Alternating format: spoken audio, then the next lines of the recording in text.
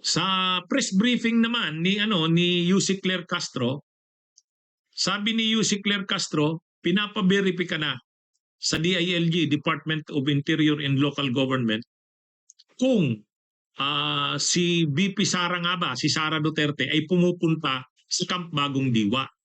Ano ba itong Camp Bagong Diwa? Ang Camp Bagong Diwa, yan ang BJMP jail facility sa Taguig, sa Bikutan. Marami ang nakakulong dyan sa Camp Bagong Diwa. Ang nagpapatakbo niyan ay Bureau of Jail Management and Penology. Ang BJMP ay nasa ilalim ng DILG, Department of Interior and Local Government. So ngayon, ang DILG ininstruksyonan na. Ayon kay Yussi Claire Castro, pinapa-verify nila sa DILG gaano ba katotoo yung sinasabi na si Vice President Sara Duterte ay pumunta. At hindi lang siya, pati yung kanyang mga inutusan na tao, pabalik-balik doon sa BJMP para nga kausapin itong isang nakakulong doon, PDL, na si Ramil Madriaga. Ayan, controversial yan kasi actually unang lumabas yan doon sa post ni Montulfo. Sabi ni Montulfo, sino ba itong PDL o preso na nakakulong sa Camp Bagong Diwa na kahit gabi daw ay pinuntahan ng Vice Presidente? Tapos ng sumunod na araw, yung dating vlogger na pro Duterte, ngayon ay pro Marcos na, anti-Duterte na, si Peebles Talaquera, sabi niya, si Ramil Madriaga yon, yung pinupuntahan, di umano ng Vice Presidente. So yan, lumabas na yan. Pagkatapos noon, lumabas na rin yung detalye na ito ngang si Ramil Madriaga ay nakakulong sa Camp Bagong Diwa sa Taguig. BJMP yan, nakulungan. Kaya lang, wala namang nagkukumpirma kung totoo ngang pumupunta din si Sara. Ang isang nagkumpirma noon ay si Attorney Palad, yung abogado ni Madriaga. Ayon kay Attorney Palad, kinumpirma sa kanya ng mga officials ng BJMP na pumunta nga si Sara Duterte sa BJMP, dun sa kulungan na yon sa Camp Bagong Diwa. Kaya lang, ayon kay Attorney Palad, wala daw siyang picture o wala siyang proof na pumunta nga doon si Sara. Pero kinumpirma daw sa kanya ng mga BJMP officials na nakausap niya. Nang nakarating ito sa Malacanang, tinanong si Yussi Claire Castro ng media, anong masasabi ng Malacanang? Ang sabi ni Yussi Claire Castro, dapat sagutin yan ni VP Sara. Pumupunta nga ba siya doon o hindi? At ang sadya nga ba niya, kung pumupunta man siya doon, ay itong si Madriaga? Anong sadya niya?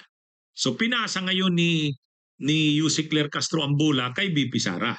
Dapat daw masagot yan ni VP Sara ni Sara Duterte kung totoo nga. Totoo ba na pumupunta siya doon sa BJMP? Totoo ba na kaya siya pumupunta, binibisita niya itong si Madriaga? At ano ang dahilan ba't na binibisita niya itong si Madriaga? Wala pang komentaryo dyan, wala pang sagot dyan ang Vice Presidente. Pero ang ginawa na ngayon ng Malacanang, sabi ni Yussi Claire Castro, pinapa-verify na nila sa DILG. Anyway, hawak ng DILG ang BJMP. Ibig sabihin yan, magre-report ang BJMP kung ano nga ba, pumunta nga ba doon si Sara, at yung DILG naman magre-report sa Malacanang. Kapag lumabas yan na pumupunta nga doon si Sara, matindihan. Matindihan. Kaya hihintayin natin yan. Basta't sa ngayon, kumpirmado, pinapa-verify, ayon sa sabi ni Yussi Claire Castro, pinapa-verify nila sa DILG gaano ba katotoo na pumupunta nga doon si Sara. At kung pumupunta nga doon ang Vice Presidente, dapat magpaliwanag ang Vice Presidente. Anong sadya niya doon? Kasi masyadong maintriga na yung pagpunta niya doon. Masyado nang maintriga. Lalo na't may sinumpaang salaysay na itong si Madriaga. So, mga kabunyog, lalaki pa tong issue na to. Pero magdidepende yan doon sa verification or sagot ng DILG. Obligado ang DILG sundin yun kasi galing sa Malacanang yung pag-verify. Ayon mismo yan kay UC Claire Castro.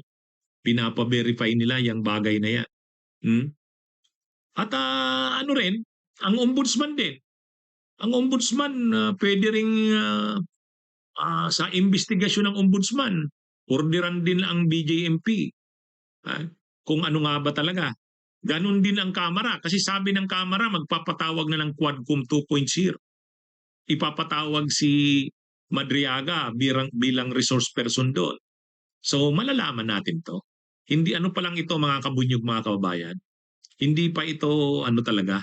Magiging mainit na issue ito pagpasok ng 2026. Kasi iimbestigahan niya ng ombudsman, iimbestigahan din ng Quadcom 2.0, at ang DILG ay pinapareport na ng Malacanang. Siguro nakarating na ito kay Sara Duterte. Iniisip na siguro ni Sara. Mukhang panibagong sakit ng ulo na naman to. Mukhang panibagong sakit ng ulo na naman to. Sa ombudsman, sa DILG, sa Malacanang, at sa Kamara. Lalo na sa Kamara kasi nagsabi na si Congressman Benny Abante, bubuo uli ng parang Quadcom 2.0 eh. Iimbestigahan itong bagay na ito.